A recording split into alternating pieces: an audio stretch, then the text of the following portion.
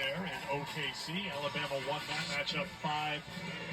We're heading to extra innings here in Knoxville in game Welcome back to the Super Regional. Tennessee 3-0 in extra innings this year. Alabama 2-4. To the Sheridan Lee Park Stadium in Knoxville, Tennessee. We're going to extra inning, but I know the last inning we didn't even win it. So, and welcome back. We on ESPN, and this is SEC on ESPN, and this is Knoxville Super Regional. His team talking about the adjustments that they needed to make against Caleb Beaver. How are we going to win this game, man? We cannot have a tie score. I mean, it's still tied. They can do to put some solid barrel on these but pitches. I know Alabama. She's mixing in that changeup more and more throughout the game. We've seen that command of that pitch really be spot on for Caleb Beaver. Typically, the scouting report on her throughout this season has been that she likes to live in the high 60s into the low 70s, doesn't mix speeds a lot, but she's changed her game plan this weekend. Mooney with a fly ball, foul ground, drifting, and out of play. One run by Johnson to give it a look.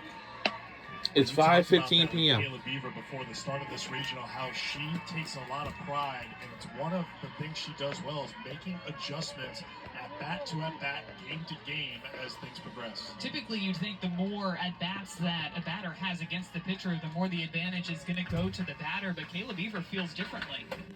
She likes being able to have all of that information and utilize the adjustments that she can make within a game or even game to game. But now that she's had to face this Tennessee offense so many times throughout this season, she's got an entire season's worth of analytics that she can use to try to come up with these game plans against this righty offense. 3-2, the count now to Zeta Pooney, leading things off for Tennessee in the 8th. Struck out against Beaver her last time.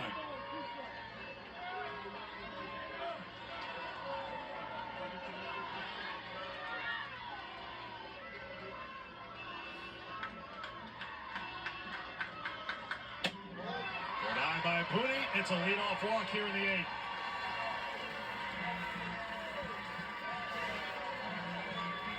We'll have a pinch runner for Zeta as Riley West gets set to come in.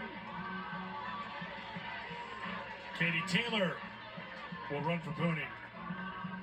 Caleb Beaver just gave up the one free pass in yesterday's ball game. It was to Riley West to start off that 5th inning, and she ended up coming around to score and kind of started the rally offensively for Tennessee.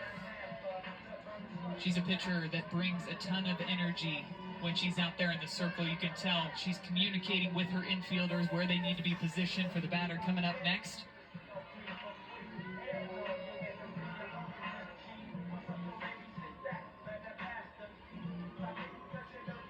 Patrick Murphy getting the change for the pinch runner. Giving Beaver a moment. Check in with her infield. And Riley West will step in. 1 for 3 today. Singleton scored in the 2nd. Popped out to the catcher in the 4th. Grounded to 3rd against Beaver in the 6th. That's kind of basic. West came into this game 2nd on the Tennessee team in OPS at 1157, and she's been outstanding in the postseason.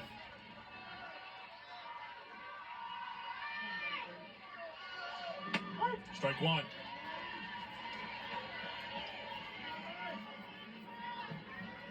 Just to follow up on your point, Pooney with the leadoff walk. The first time the leadoff has been aboard for Tennessee today. There was one time when the leadoff got aboard yesterday, and that's what you mentioned in the 5th inning when Tennessee scored 3 runs. West with a pop-up on the infield. Esmond calling for it. Everyone gets out of the way, and she puts it away for out number 1. Quick at bat there to Riley West, but I like the pitch sequence of going outside with the curveball on the first pitch, getting Riley West maybe thinking that she's going to go back to that same spot and then rides the rise ball up and underneath the hands. Doesn't allow her to get extended on that fly ball to the infield. Just like that, momentum just shifting back and forth in this extra inning game. Sophia Nugent with 1 down. Strike 1. Nugent walks in the 2nd, was left stranded at 3rd. Tennessee left the bases loaded in the 2nd inning. hit a one-out home run in the 4th for 11th of the season and reached down an error in the 6th.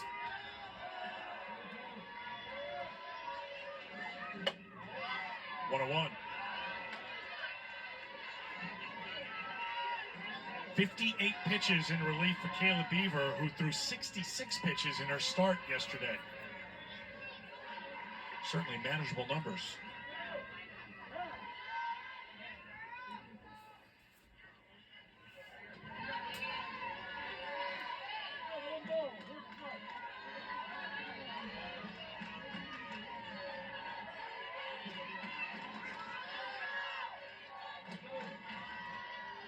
Beaver ready with the 1-1. Fly ball to center field. Room there for Kristen White on the track. 2 down. You could tell that Sophia Nugent was looking for something lower in the zone.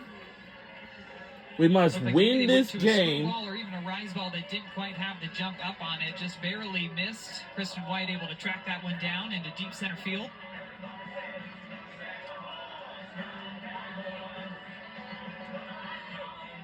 So with 2 down and a runner on, a pinch hitter here for Tennessee, as Karen Weekly will send Jamison Brockenrow to the plate. As Jamison Brockenrow, sophomore from Evergrande Grove, Georgia. She's also one of my favorite players. She'll hit for Faw with 2 down.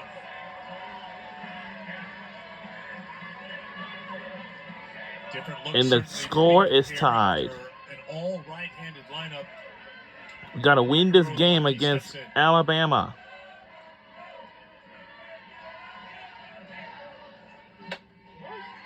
Strike 1. Brockenbrough hit a couple of home runs for Tennessee last season. One of those home runs was against Alabama in the first game of the Women's College World Series. So some We can success see the train in the right postseason over for there. Jamison Brockenbrough. That was a 10-5 win for Tennessee and OKC last year. Ooh, that came in and hit her. The bases are loaded. 2 on with 2 out here in the 8th. Brockenbrough looking like she's going to take a second to walk back behind first base. This one just gets her on that left Again, we're in the elbow, left SEC elbow. conference. Oh, coming up in July 1st on a Monday. No. Got her pretty square on the elbow. Looks like she's all right. High five and Coach Kate Malvo over at first base.